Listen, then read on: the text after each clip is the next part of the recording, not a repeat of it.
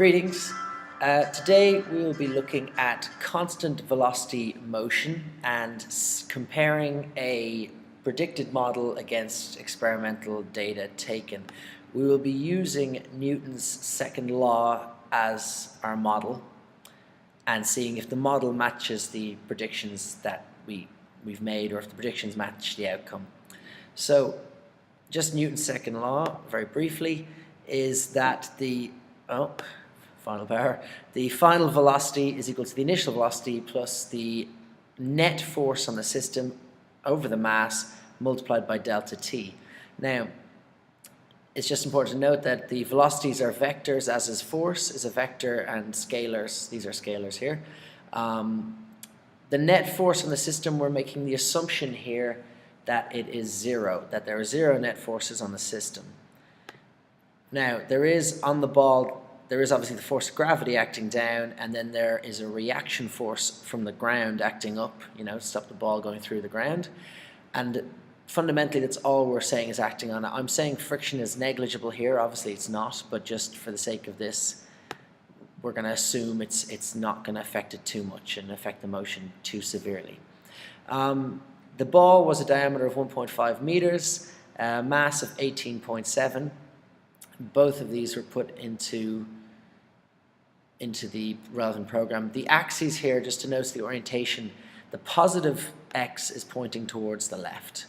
Okay, and just to answer the question of what if we just take a look here at the chart, that's if the positive axis is pointing towards the left, and if I just rotate this the other way, pointed towards the right, then you'll see the graph comes down and it goes to negative x positions because it's moving in the negative x direction. But we'll just go back to the original.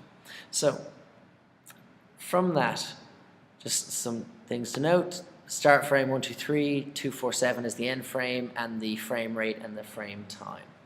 Okay, so taking the first two positions here, the initial time and the initial position, and then the next ones, we're able to work out the ball's initial velocity. That's the change in displacement over the change in time, which approximated to be 1.758 meters a second. All of this was put into our program. There's the mass of the ball, the initial velocity and the initial position, and then down here we've got the v net, the vector, being 0, so we're making our assumption here that v net is 0, and then we've put in the relevant equations for the velocity and the position.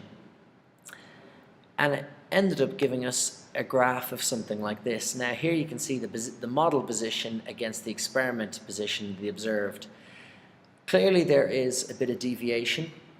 They're both straight line, which is nice, but the experiment clearly does not follow the model. Now there could be several reasons for this. Firstly, it could be that the object is drifting away from us, so it could be moving away slightly towards the foreground, the background, or the foreground of the picture. There's also, just back towards it also could be down to the friction mentioned earlier. Possibly the object is actually being slowed ever so slightly and it's affecting the experiment. I don't think it's an ideal match, but I do think it is fairly concise. And that's it. Thank you very much.